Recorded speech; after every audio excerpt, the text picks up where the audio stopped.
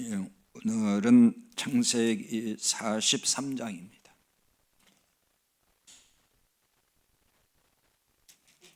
창세기 43장 1절부터 14절까지 보겠습니다.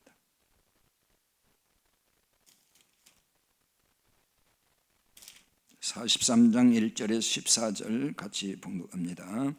그 땅에 기근이 심하고 그들이 애굽에서 가져온 곡식을 다 먹음에 그 아버지가 그들에게 이르되 다시 가서 우리를 위하여 양식을 조금 사오라.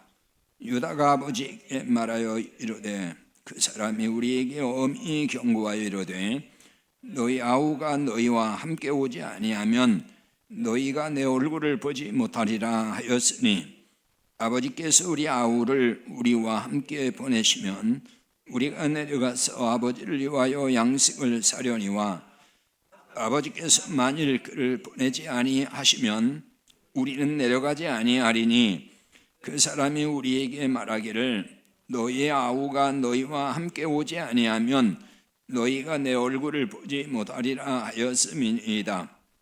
이스라엘이 이르되 너희가 어찌하여 너희에게 또 다른 아우가 있다고 그 사람에게 말하여 나를 괴롭게 하였느냐?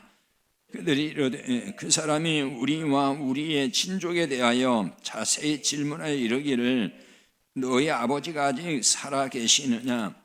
너희에게 아우가 있느냐 하기로 그 묻는 말에 따라 그에게 대답하는 것이니 그가 너희의 아우를 데리고 데려오라 할 줄을 우리가 어찌 알았으리까? 유다가 그의 아버지 이스라엘에게 이르되 저 아이를 나와 함께 보내시면 우리가 곧 가리니 그러면 우리와 아버지와 우리 어린 아이들이 다 살고 죽지 아니하리이다. 내가 그를 위하여 담보가 되오리니 아버지께서 내 손에서 그를 찾으소서. 내가 만일 그를 아버지께 데려다가 아버지 앞에 두지 아니하면 내가 영원히 죄를 지리이다. 우리가 지체하지 아니하였더라면 벌써 2번 갔다 왔으리이다. 그들의 아버지 이스라엘이 그들에게 이르되 그러할진대 이렇게 하라. 너희는 이 땅의 아름다운 소산을 그릇에 담아가지고 내려가서 그 사람에게 예물로 드릴지니 곧 유양 조금과 꿀 조금과 향품과 모략과 유향나무 열매와 감복숭아이니라. 너희 손에 갑절의 돈을 가지고 너희 자루 나귀에 도로 넣어서 있던 그 돈을 다시 가지고 가라. 혹 잘못이 있었을까 두렵도다. 네 아우도 데리고 떠나 다시 그 사람에게로 가라. 전능하신 하나님께서 그 사람 앞에서 너희에게 은혜를 베푸사 그 사람으로 너희 다른 형제와 베냐민을 돌려보내게 하시기를 원하노라. 내가 자식을 잃게 되면 이르리로다. 아멘. 오늘 본문은 이제 가나안 땅에 기근이 더욱 심해졌다고 하는 이 상황에서 시작하고 있습니다. 야곱의 가족들은 애굽에서 이제 가져온 그 곡식을 다 먹었습니다. 양식이 바닥이 난 거죠. 그래서 1절과 2절 사이에 보면은 그 땅에 기근이 심하고 그들이 애굽에서 가져온 곡식을 다 먹음에 이렇게 되어 있죠. 기근이 심하고 했는데 이 기근이란 말은 그 앞에 그가 있는 거예요. 그 기근. 히브리어 성경에는 그 기근이라고 되어 있습니다. 앞에 이 정관사가 붙어 있어가지고 이게 단순히 그냥 지나가는 가뭄, 기근이 아니라 어떤 의도가 있는, 즉 목적이 있는 그 기근, 이걸 의미하는 거예요. 그러니까 하나님의 목적이 있는 바로 그 기근이다. 그러니까 우연히 어떻게 발생한 기근이 아니고 하나님께서 뭔가를 그걸 통해 이루시기 위해서 나타난 현상, 그게 지금 그 시대의 기근이었어요.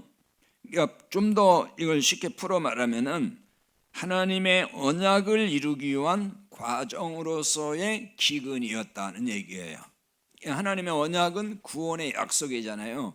그것을 이루어가는 한 과정이었다. 그러니까 야곱 공동체를 통해서 이루어 가시는 하나님의 구원 과정이다. 이렇게 이제 볼 수 있는 겁니다. 근데 그 기근이 심하고 그랬죠. 심했다 그랬죠. 이 단어는 무겁다 그런 뜻이에요. 아주 매우 무겁다. 그러니까 기근의 무게가 감당할 수 없을 정도로 짓누르고 있는, 뭐 사람의 그 마음을 무겁게 하고 또 모든 것을 다 무겁게 만드는 그 상태, 짓누른다 그런 뜻입니다. 그러니까 당시의 기근이 얼마나 심각했는지를 알 수가 있는 거죠. 그러니까 이 상황에서 애굽에서 이제 가져온 그 곡식을 다 먹었어요. 여기 다 먹었다 하는 얘기는 이미 다 완료된 상태, 조금이라도 남았다는 얘기가 아닙니다. 부스러기 하나 없이 바닥난 상태, 싹 지금 먹은 상태입니다. 자, 이런 상태에 이제 직면하니까 어떻게 되겠어요? 또 이제 위기잖아요. 이거 이제 큰일 났어요. 곡식 없으면 뭐 사람이 죽으니까. 이 상황이 되니까 야곱이 아들들에게 또 얘기하죠. 다시 이제 애굽으로 너희들이 가서 양식을 좀 사와라. 그 2절 하반절에 보면 그 아버지가 그들에게 이르되 다시 가서 우리를 위하여 양식을 조금 사오라, 이렇게 나와 있죠. 그 아버지가. 근데 여기 이제 그 아버지라고 돼 있는데 원문에는 그들의 아버지 그런 뜻이에요. 그들의 아버지, 복수형으로 되어 있습니다. 그들. 야곱은 지금껏 그 요셉과 베냐민만 사실상 자기 아들처럼 그렇게 생각을 하고 살았다는 걸 알 수가 있어요. 편애했다 그랬죠. 이 요셉과 베냐민만 내 아들이라 그랬는데 나머지 아들들은 그냥 그 남처럼 됐어요. 그걸 보여주는 말씀이 42장 36절에서 나오는데 거기 이런 말이 있죠. 요셉도 없어졌고 시몬도 없어졌거늘 베냐민을 또 빼앗아 가고자 하니 이는 다 나를 해롭게 함이로다. 지금 다 나를 해롭게 한다는 얘기는 자식들 얘기를 하는 거예요.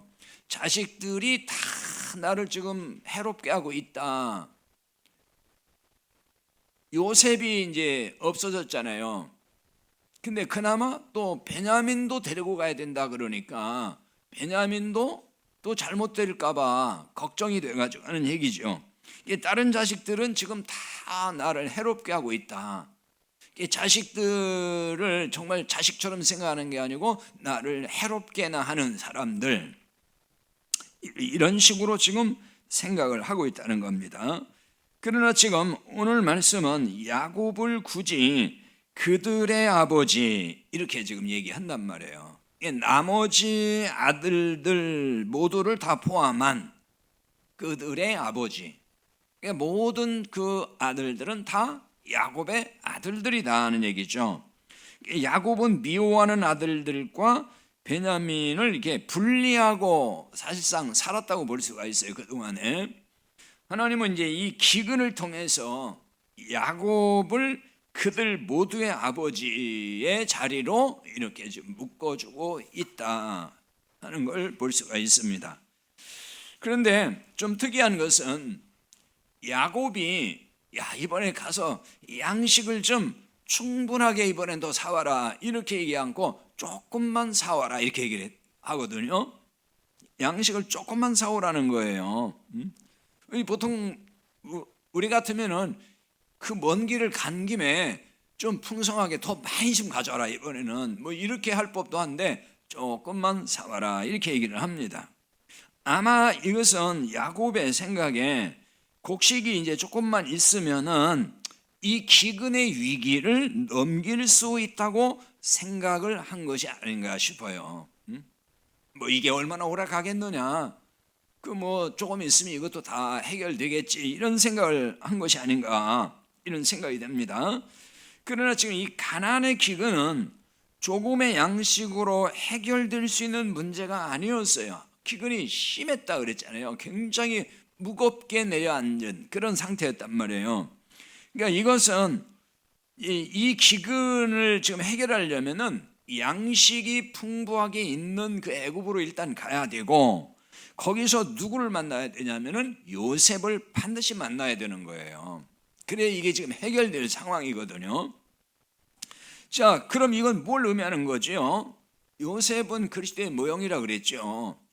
그러니까 이건 누구를 만나야만 이게 반드시 해결될 문제냐면은 그리스도를 만나야만이 영적 기근에서 벗어날 수 있다 하는 것을 우리 여기 보여주는 거예요. 이거는 사람 생각으로 될 일이 아니다. 그러니까 우리가 영적인 기근 문제, 구원의 문제 이런 거는 사람 생각으로 어떻게 되는 게 아니고 그리스도를 만나야 되고 그리스도만이 해결할 수 있는 거죠. 자, 이걸 좀 바꿔서 말하면은 복음을 깨닫고 복음을 양식으로 먹어야 한다, 그런 얘기예요. 애굽에 비축해 둔 그 양식은 복음의 양식을 의미한다 그랬죠. 요셉은 바로 그 양식을 나눠주는 그리스도의 모형으로 보여주는 거예요. 그러니까 그리스도를 통해서 받는 그 생명의 양식, 그것이 있어야 사는 거고, 그건 오직 그리스도 앞에 가야만 있는 거지 다른 방법은 없다, 그런 얘기예요. 야곱이 아들들에게 양식을 조금 사오라고 지금 했는데, 지금 근본적인 문제가 뭐냐면 야곱에게 문제가 있어요. 야곱에게 그 문제가 뭐죠? 베냐민을 안 보내려고 한다는 거예요. 베냐민을 보내지 않겠다. 야곱에게 베냐민을 보낸다는 것은 이건 받아들일 수 없는 어떤 문제, 그건 그 야곱에게 너무 큰 고통이다, 그런 얘기예요. 그거는 이제 물론 사람이니까 그렇게 보면은 요셉은 죽었다고 생각하잖아요. 요셉을 잃은 그 마음에 상처가 있어요. 그런데 그나마 그 동생 베냐민까지 보내면은 또 어떻게 될지 모른다고 하는 일종의 트라우마 같은 그런 거죠. 그러니까 절대 베냐민 보낼 수 없어, 이렇게 나온 것, 이게 이제 사실은 문제라는 거죠. 그러나 기근은 지금 멈추지 않았고 양식은 다 바닥났어요.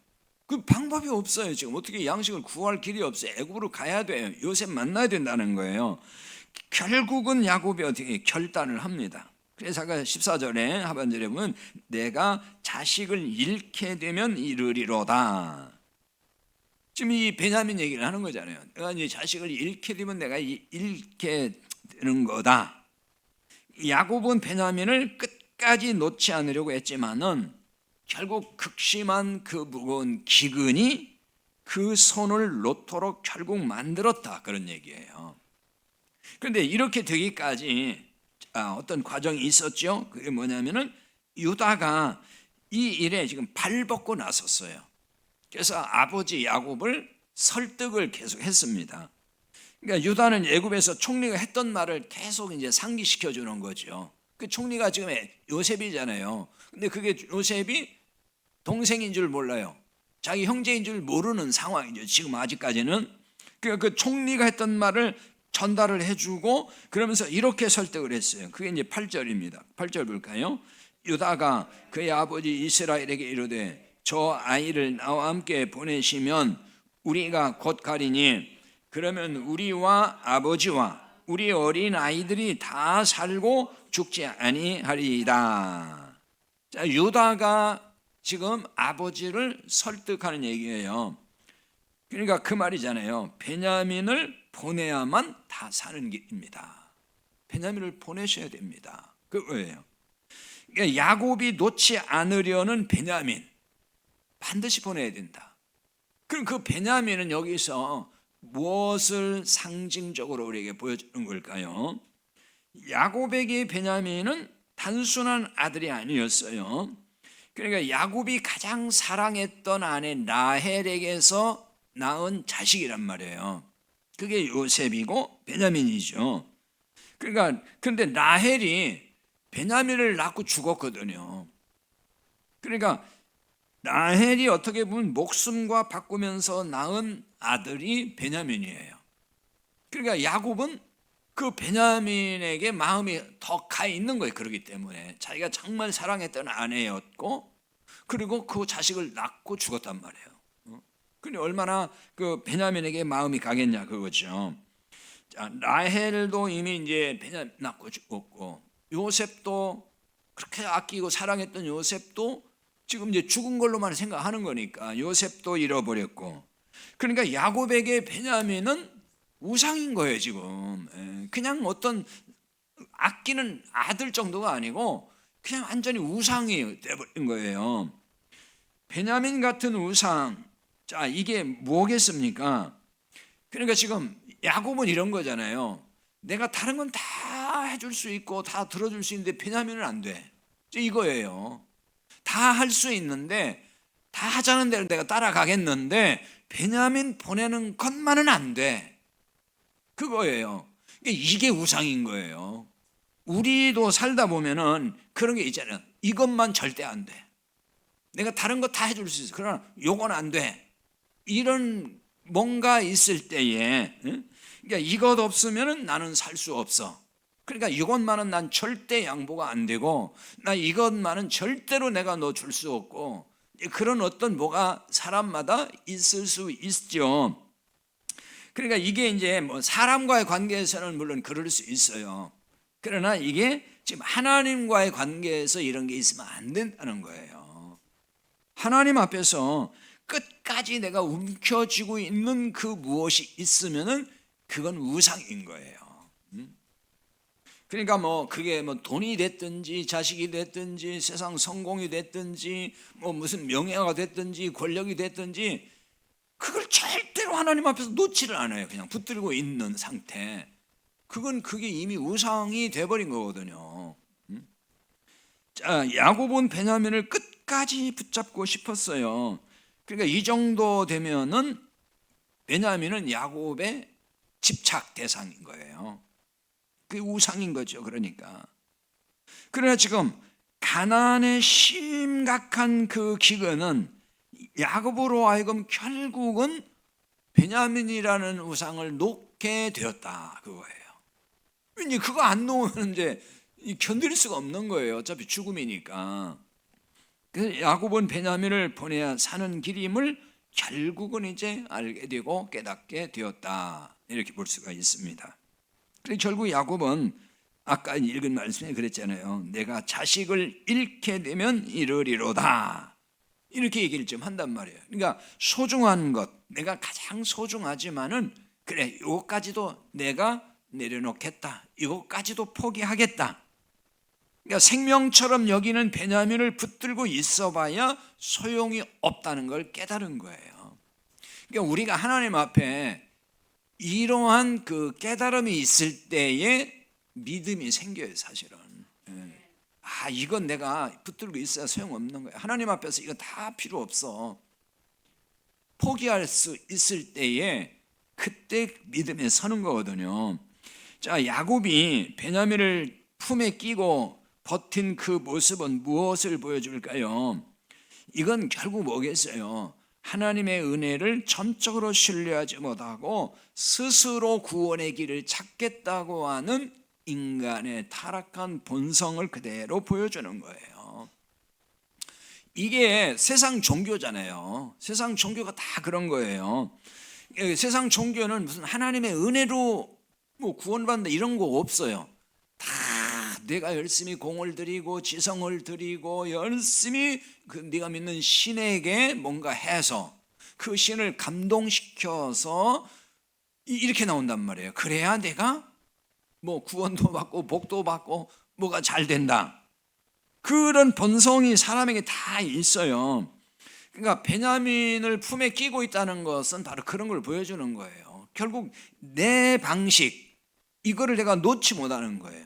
그러니까 구원이라는 거는 내 방식이 필요 없는 거잖아요. 하나님이 그냥 값없이 주는 거, 그 은혜, 그걸 의지하면은 내 방식을 다 내려놓아야 되는 거예요. 포기해야 되는 거잖아요. 그래서 다시 말하면 우리의 방식이라는 게 뭐냐면은 인간의 도덕이나 어떤 윤리적 노력이나 율법의 행위라든 이런 거, 그런 걸 내가 의지해서 구원에 이르려고 하는 거, 그런 거예요. 그걸 다 그냥 포기하고 내려놔야만 되는 거예요. 근데 사람은 본성적으로 자꾸 그런 걸 붙들어요. 이게 뭔가 해야 된다는 생각을 하는 거예요. 하나님을 위해서 내가 뭘 해야 구원을 받는다. 이런 그 본성이 다 있단 말이에요.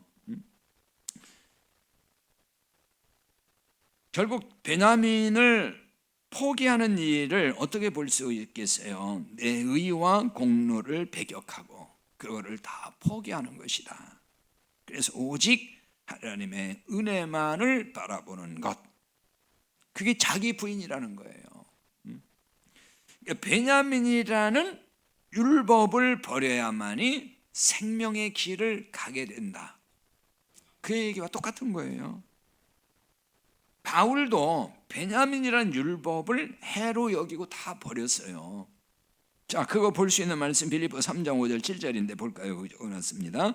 나는 8일 만에 할례를 받고 이스라엘 족속이요 베냐민 지파요 시브리인 중에 시브리인이요 율법으로는 바리새인이요 열심히는 교회를 박해하고 율법의 의로는 흠이 없는 자라. 그러나 무엇이든지 내게 유익하던 것을 내가 그리스도를 위하여 다 해로 여길 뿐더러. 이 지금 그 말이거든요. 여기에 보면 몇 가지 용어가 있죠. 할례가 나오고 이스라엘 족속, 베냐민 지파, 시브리인 중에 시브리인, 율법, 바리새인, 이런 용어들은 다 뭐죠? 그 율법의 대명사예요. 이게 전부 다 율법. 이스라엘 민족은 율법이잖아요. 율법. 그들이 바로 율법을 늘 지키려고 하는 사람들. 할례도 신약에 와서는 그 율법의 어떤 대명사처럼 쓰였던 말이거든요. 베냐민 지파 이게 이제 바울이 그 베냐민 지파 사람이에요. 그러니까 바울이 자기의 어떤 과거의 그 뿌리부터 시작을 해서 얘기를 쭉 하는 거예요. 그러니까 내가 이 정도로 율법적으로 완벽하다시피 내가 살았다. 나는 이게 율법의 사람이었다는 얘기를 하는 거예요. 율법으로는 바리새인이었다. 철저하게 율법을 지켰다. 그런데 그리스도를 이제 발견하고 복음을 깨닫고 나서는 이것들을 전부 다 해로 여겼다. 버렸다는 거예요. 전부 다 포기했다. 그러니까 베냐민을 포기했다는 것도 이제 그렇게 우리가 볼 수 있는 거예요. 다 버린 것, 율법을 해로 여겼다. 자, 유다는 아버지에게 내가 그를 위하여 담보가 되오리니 이렇게 선언을 했어요. 9절에 그랬죠. 내가 그를 위하여 담보가 되겠다. 그러니까 베냐민을 위하여 담보가 되겠다는 거예요. 자신이. 여기 담보라는 말은 보증한다는 얘기예요. 또는 이제 저당 잡힌다, 또 교환한다, 이런 뜻이 있습니다. 내 생명을 저당 잡혀서 상대방의 어떤 책임이나 그 죄를 대신 뒤집어 쓰는 것을 말하는 거예요. 그게 여기서 담보라는 말입니다. 야곱은 베냐민, 자, 베냐민은 율법이에요. 율법의 상징이죠. 지금 율법의 의. 그 베냐민을 품에 안고 그 두려움에 떨고 있어요.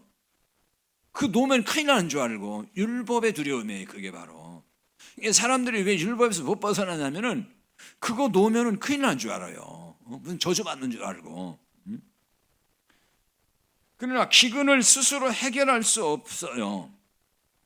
근데 애굽의 총리가 베냐민을 데리고 오라고 했어요. 그 말을 들을 때 유다는 지금 가슴이 답답해지는 거예요. 숨이 막히는 거죠. 놓기는 어렵고, 근데 안 놓으면 또 다 굶어 죽게 생겼고, 그 사이에서 이제 힘든 거잖아요. 결단을 해야 되는데. 그런데 바로 이런 상황에서 유다가 담보로 나섰어요. 담보로.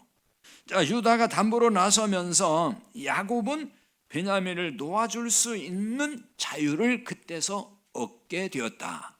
그 얘기입니다. 자, 이건 뭘 의미하겠어요? 이처럼 복음의 담보가 선포될 때에 비로소 인간은 정죄와 두려움에서 해방될 수 있다는 거예요. 그럼 유다가 담보가 된 건 뭘 의미하겠어요? 유다 지파를 통해 오실 그리스도를 여기에 담고 있는 거예요. 그 그리스도, 그분이 우리의 담보가 되신다. 그분이 우리의 완전한 담보가 되셔서 우리를 살리게 된다라고 하는 하나의 모형으로 우리에게 지금 유다를 보여주고 있다는 얘기입니다. 자, 이 유다의 외침 속에 복음의 비밀이 있는 거예요. 유다의 후손으로 오신 예수 그리스도께서 영원히 우리의 담보가 되셨다. 그걸 여기 지금 알려주는 거예요. 그러니까 영적 기근으로 죽어가는 우리를 위해서 친히 담보가 되심으로 우리에게 생명을 주셨다. 영원한 생명을 주셨다는 거죠. 자, 9절 하반절에 보면요, 아버지께서 내 손에서 그를 찾으소서. 내가 만일 그를 아버지께 데려다가 아버지 앞에 두지 아니하면 내가 영원히 죄를 지리이다. 만일 그를 아버지께 데려다가 아버지 앞에 두지 아니하면, 이렇게 유다가 얘기를 했습니다. 이런 얘기죠. 유다가 반드시 베냐민을 아버지께 데리고 오겠습니다. 내가 책임지고 못 데려오고 오면은 나를 죽이세요. 그 말이에요. 내 자식들을 죽이세요. 그런 얘기 한단 말이에요. 그렇지 않으면 영원히 자기 이제 죄인이 된다. 그런 얘기를 하죠. 그러니까 예수님이 유다와 같은 역할을 하셨어요. 그러니까 구원받은 자들을 반드시 하나님 아버지께로 인도하시는 역할, 그게 예수님이에요. 자, 요한복음 10장 28절 29절 볼까요? 내가 그들에게 영생을 주노니 영원히 멸망하지 아니할 것이요 또 그들을 내 손에서 빼앗을 자가 없느니라. 그들을 주신 내 아버지는 만물보다 크심에 아무도 아버지 손에서 빼앗을 자가 없느니라. 그 다음에 요한복음 6장 39절이요. 나를 보내신 이의 뜻은 내게 주신 자 중에 내가 하나도 잃어버리지 아니하고 마지막 날에 다시 살리는 이것이니라. 자, 예수님 손에서 누구도 빼앗아갈 자가 없다. 그러니까 우리가 구원받았어요. 그러면 우리는 예수님 손에 있는 거예요. 그 예수님 손에 있는데 우리를 누군가 빼앗아갈 수가 없어요. 그러니까 무슨 얘기죠? 우리의 구원이 안전하다, 그런 얘기 하는 거예요. 그래서 예수님은 나를 보내신 이 뜻, 즉 하나님의 뜻은 뭐냐? 내게 주신 자 중에, 즉 구원받은 자 중에 하나도 잃어버리지 않고 마지막 날에 다 살린다. 하나도 안 잃어버린다는 거예요. 그런데 뭘 조금 잘못하면 구원 잃어버린다 그러면은 이런 말씀을 부정하는 거 되잖아요. 하나님 구원받은 성도, 예수님 손에 있는 자, 예수님 절대 한 사람도 잃어버리지 않는다고 말씀하는데, 아니 구원을 자꾸 구원에 탈락할 수 있다 그러면 잃어버린다는 얘기잖아요. 그러니까 진짜 구원받았으면은 그 구원은 안전하다, 두려울 게 없다는 거예요. 안전해요. 잃어버리지 않아요, 절대로 예수님이. 자, 유다는 베냐민을 데리고 애굽으로 가기를 지체할 수 없다, 이런 얘기를 했습니다. 10절이죠. 우리가 지체하지 아니하였더라면 벌써 2번 갔다 왔으리이다. 이 지체하다 이 말은 머뭇거렸다는 말이에요. 연기했다 자꾸만. 그러니까 야곱이 결단을 지금 못하고 있는 거예요. 누구 때문에요? 베냐민 때문에. 야, 베냐민을 보내야 되느냐 말아야 되느냐, 이 여기서 왔다 갔다 하면서 지금 계속 빨리 가야 되는데, 지금 양식 떨어져가지고 빨리 가야 되는데 거기서 머뭇거리고, 야 조금 며칠만 더 연기해보자, 뭐 좀 더 생각해보자 이러면서 계속 시간만 보내고 있어요. 그거를 유다가 얘기한 거예요. 지체하지 아니했으면 우리가 벌써 2번은 갔다 왔을 겁니다. 애굽에서 가져온 곡식이 바닥났어요. 바닥났으면 어떻게 돼요? 신속하게 가야죠. 양식 구하러. 바닥났는데 어떻게 할 거냐고 지금. 하지만 야곱이 베냐민을 포기하지 못하고 있기 때문에 결단을 계속 미루고 이렇게 시간만 보냈다. 머뭇거리면서 세월만 갔다는 거예요. 벌써 2번이나 갔다 왔을 만큼 시간만 흐르고 있었습니다. 여기 이제 가나안, 이 야곱 공동체가 있던 곳이 이제 헤브론 지역이거든요. 여기서 애굽까지, 그 애굽에 이제 고센 땅으로 본다 그러면 나중에 애굽으로 다 이주하잖아요. 그리고 고센 땅에서 터졌거든요. 거기까지 이제 편도로 본다면 한 300km에서 400km 된다 그래요. 거기까지. 그러니까 사실 먼 거리는 아니에요. 거기를 이제 그때는 이제 나귀를 끌고 이제 짐 실는 나귀를 끌고 다니기 때문에 그렇게 해서 이제 무리를 지어서 가게 되면은 보통 이제 편도로 할 때 한 10일에서 14일 이렇게 걸렸다 그럽니다. 그걸 이제 왕복으로 계산하면은 한 3주 이상, 한 달 이렇게 걸리는 건데 2번이나 갔다 올 정도면 벌써 이게 많은 시간이 흘렀다는 얘기잖아요. 양식이 떨어졌는데도. 그러니까 이 소중한 시간을 머뭇거리면서 허비하고 있다. 그러니까 유다는 안타까워서 벌써 2번은 갔다 왔을 겁니다. 빨리 지금 결단을 하셔야 됩니다. 이러다 다 죽습니다. 지금 그런 얘기잖아요. 애굽에 곡식이 있다, 충분히 있다. 이거는 이 소식은 복음이에요. 복음이라는 건 뭐냐? 살 수 있다. 그게 복음이잖아요. 살 길이 있다. 야곱은 그 얘기 들은 거잖아요. 복음을 들은 거예요, 야곱이. 그런데 그 복음을 듣고도 결단을 못한다. 그 상황이에요. 지금도 마찬가지거든요. 복음을 듣고도 결단 못하고 미적대는 신자가 있는 거예요. 복음을 알려주고 있는데도. 그리고 그런 사람들은 뭐냐? 율법의 의의를 자꾸 붙들고 있는 거예요. 계속 그걸 고집부려요. 그거 놓으면 큰일 나는 줄 알아요. 그러면서 아까울 세원만 다 보내는 거죠. 자, 야곱이 드디어 결심하고 베냐민과 함께 애굽으로 보내기로 했습니다. 자, 그런데 보내기로 했는데 애굽의 총리에게 예물을 준비해서 드리라. 이렇게 준비를 시킵니다. 그게 이제 11절 하반절죠. 볼까요? 그 사람에게 예물로 드릴지니 곧 유향 조금과 꿀 조금과 향품과 모략과 위향나무 열매와 감복숭아이니라. 야곱이 가나안에 귀한 그 예물들을 가서 드려라. 이거 뭘 보여주는 걸까요? 요셉은 그리스도의 모형이에요. 그러니까 하나님 앞에 나아가는데 인간은 끊임없이 뭔가를 이렇게 갖다 바쳐야만이 된다는 생각을 갖는다. 그런 걸 여기 지금 계시해 주는 거예요. 그러니까 어떤 그 하나님의 심판이나 진노 앞에 내 힘과 노력과 내가 가진 종교적 행위, 그 자기 의잖아요. 자기 의를 가치 있게 잘게 꾸리고 포장을 해서 하나님의 마음을 살려고 한다는 거예요. 하나님의 마음에 들게 하고 하나님의 마음을 감동시키고 하나님을 기쁘게 하고 그렇게 해야만이 내가 살 수 있다. 그게 이제 아까 말씀드렸잖아요. 인간의 종교적 본성이에요, 다. 그런 것 여기서 보여주는 거예요. 그러니까 기근이라는 절대적인 그 영적인 파산 상태, 지금 그 상태에서 이런 본성이 지금 앞선 거예요. 그러니까 끊임없이 내가 가진 선행이나 도덕적 행위나 종교적 어떤 정성, 여기 유향과 꿀, 향품 이런 거 다 어떤 종교적 정성을 말하는 거예요.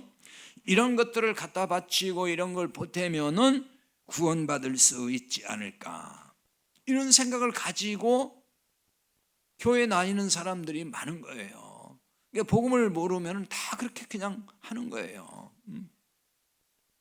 그게 자기 의잖아요. 그거 의지 않은 거예요. 예물들이라고, 여기 예물들, 유향, 꿀, 향품, 모략, 이런 것들은 대부분 향기 나는 것들이에요. 좋은 향기. 야곱은 이 땅의 향기로 애굽 총리의 엄한 진노를 부드럽게 녹여보려고 했다, 그런 얘기예요. 그러나 인간이 만들어낸 이 도덕적 고결함이나 종교적 향기는 하나님의 공의로운 심판에서 벗어날 수가 없어요. 하나님의 진노를 누그러뜨릴 수가 없다. 그런 얘기입니다. 그러니까 사람이 뭔가 하나님 앞에서 인간의 의의를 가지고 나아가야만이 하나님의 심판을 벗어날 수 있다고 하는 이것은 복음을 만나기 직전, 복음을 모를 때 나오는 인간의 어떤 몸부림이 그거예요. 종교적인 열심을 내서 뭔가 해보려고 하는 거. 그러니까 뭔가 내가 정성을 들이고 또 어떤 착한 일을 하고 그것이 어떤 향기라고 생각을 하잖아요. 선행의 향기. 그런 향기를 풍기면은 하나님이 나를 좋게 보셔가지고 나를 살려주고 또 나에게 복을 주고 내 길을 형통하게 해주신다. 이런 생각, 이런 마음들이 너무 강한 거예요. 그런데 하나님의 진노를 가라앉히는 혹은 하나님의 심판을 면하게 되는 참된 향기가 있잖아요. 그게 뭘까요? 자, 우리를 위해 친히 화목제물이 되신 그리스도의 십자가 향기, 그거밖에 없는 거예요. 자, 에베소 5장 2절에 나와 있죠.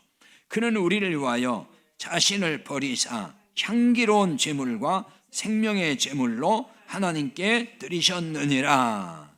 생명의 제물, 희생 제물이에요.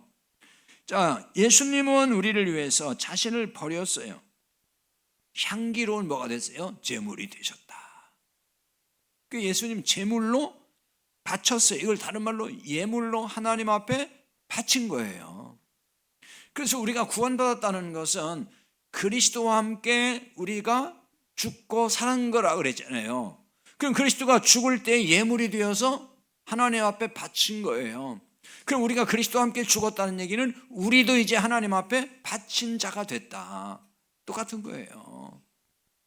그래서 우리가 바칠 게 없는 거예요. 그냥 모든 게 이제 하나님 거예요. 그러니까 하나님이 우리에게 원하시는 것, 이거는 뭐 우리의 대단한 예물이나 도덕적 행위나 이런 게 아니에요. 나의 향기가 아니고 내 자아를 십자가 앞에 내려놓는, 그래서 그리스도의 그 향기, 그것을 의지해서 하나님 앞에 나아가는 거예요. 그러니까 내 의를 의지하는 종교적 몸부림, 그런 건 이제 다 필요 없는 거예요. 그리스도의 향기로운 제물로 바쳐졌어요. 그걸로 충분하다는 얘기예요. 참된 향기이신 그리스도의 그 대속의 은혜, 그것만을 의지하고 살면 되는 겁니다. 자, 이때 하늘의 영원한 생명의 양식이 우리의 영혼에 부어지게 될 것입니다. 자, 찬송하고